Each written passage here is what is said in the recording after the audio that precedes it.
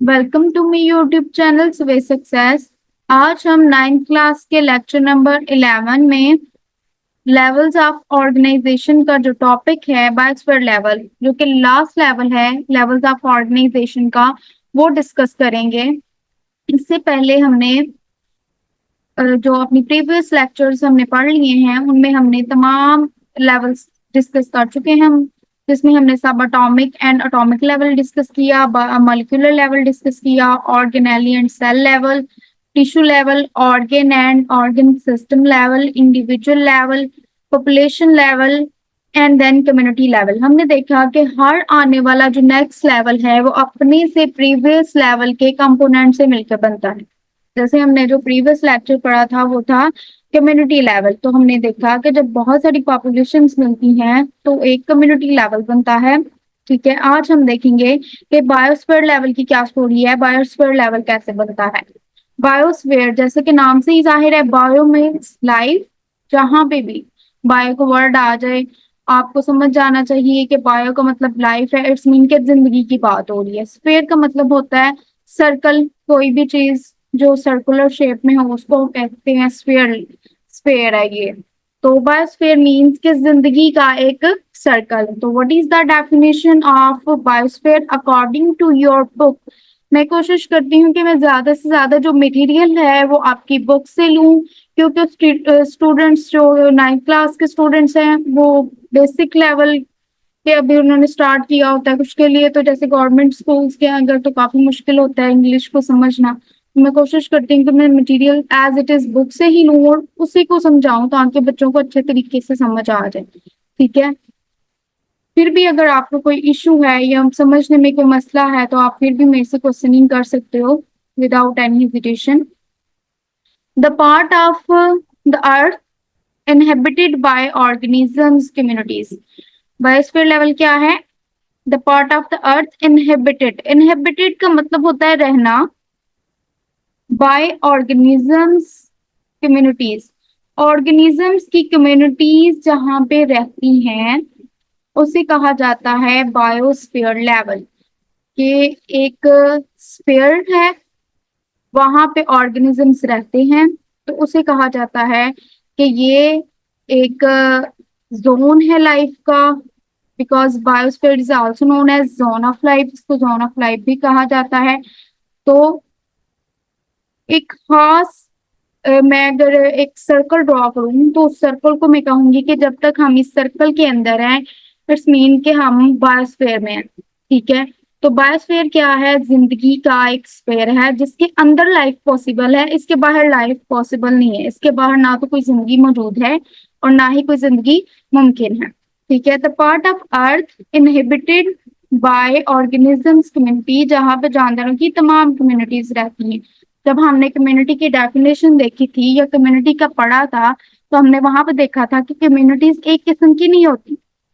Communities simple communities भी हो सकती हैं, कॉम्प्लेक्स कम्युनिटीज भी हो सकती हैं। सिंपल कम्युनिटीज की भी आगे से बहुत सारी टाइप्स थी और कॉम्प्लेक्स कम्युनिटीज की भी आगे से बहुत सारी टाइप्स थी, जिसमें हमने दो टाइप्स देखी थी, forest community and pond community. ठीक है, इट कॉन्स्टिट्यूट्स ऑल इकोसिस्टम्स। ये मुश्तमिल है, कॉन्स्टिट्यूट्स का मतलब होता है मुश्तमिल है, ऑल इकोसिस्टम। अब इकोसिस्टम क्या है, या ये हमने हमारे लिए जो टर्म है इकोसिस्टम की कह लें थोड़ी न्यू है। पहले हम इसको समझते हैं कि इकोसिस्टम है क्या बेसिकली। तो इकोसिस्टम कहा जाता है कि एक जगह पे लिविंग ऑर्गेनिजम्स पे रहते हैं और नॉन लिविंग ऑर्गेनिजम्स, यानी कि जानदार भी रहते हैं और बेजान भी। जब इन दोनों का आपस में ताल्लुक देखा जाएगा तो उसको कहा जाता है इकोसिस्टम। कि जब हमने कम्युनिटी को पढ़ा था तो कम्युनिटी में हमने ये देखा था कि जब जानदारों का ताल्लुक जानदारों के साथ देखा जाता है, लिविंग का ही लिविंग के साथ जब हम रिलेशनशिप देखते हैं तो उसको हम कहते हैं कम्युनिटी। लेकिन जब हम लिविंग ऑर्गेनिज्म का नॉन लिविंग के साथ रिलेशनशिप देखते हैं या उसको स्टडी करते हैं पढ़ते हैं उसको, तो उसे कहा जाता है ecosystem. It is actually the study of relationship of living components with non living component. Living components क्या है? लिविंग कंपोनेंट्स में आ जाते हैं animals, plants, insects, fungi, algae, ये माइक्रो ऑर्गेनिजम्स, ये तमाम लिविंग कंपोनेंट्स में आ जाते हैं। नॉन लिविंग कंपोनेंट्स क्या है? Non living components of the environment, environment के नॉन लिविंग कंपोनेंट्स कौन से हैं? वे इसमें सॉइल, मिट्टी, इसके अलावा इसमें एयर आ जाती है, वाटर आ जाता है, न्यूट्रिएंट्स, ये तमाम के तमाम नॉन लिविंग कंपोनेंट्स हैं। जब हम इन नॉन लिविंग का लिविंग ऑर्गेनिज्म यानी कि जानदारों के साथ ताल्लुक देखते हैं तो हम स्टडी कर रहे होते हैं इकोसिस्टम्स को।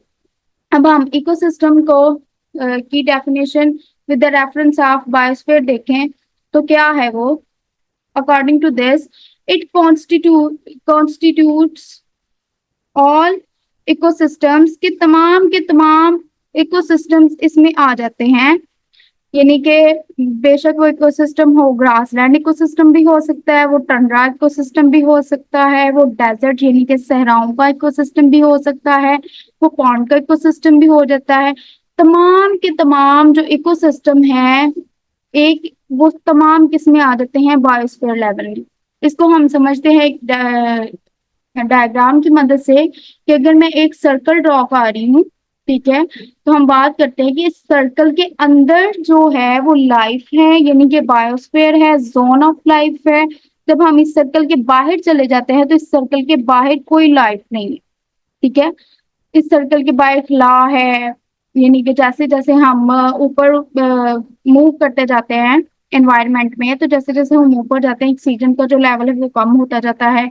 जैसे हम एटमॉस्फेयर से बाहर निकल जाते हैं, एक बायोस्फीयर यानी कि जोन ऑफ लाइफ से बाहर निकल जाते हैं, तो वहां पे कह लें बिल्कुल ही ऑक्सीजन नहीं होगी, फलाह होगी, बिल्कुल वहां पे कोई भी जिंदगी मुमकिन नहीं होगी। तो बायोस्फीयर में कौन कौन से इकोसिस्टम्स आ जाते हैं? ये तमाम इकोसिस्टम्स आ जाते हैं जिसमें tundra, desert, tropical, coral, wetland, savanna, taiga, ये तमाम के तमाम जो इकोसिस्टम्स हैं वो बायोस्फीयर में आ जाते हैं। ठीक है, that was all about the biosphere level.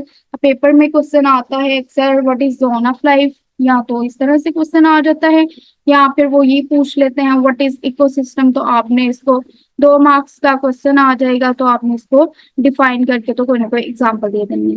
Thank you so much for watching my video. Please subscribe my channel, क्योंकि एक वीडियो बनाने के लिए बहुत मेहनत रिक्वायर होती है, तो आपकी तरफ से हमारे लिए सिर्फ यही वर्ड होता है कि आप हमारे चैनल को लाइक करें, शेयर करें, सब्सक्राइब करें और प्लीज प्लीज के साथ बेल आइकन को जरूर क्लिक करें। Thank you.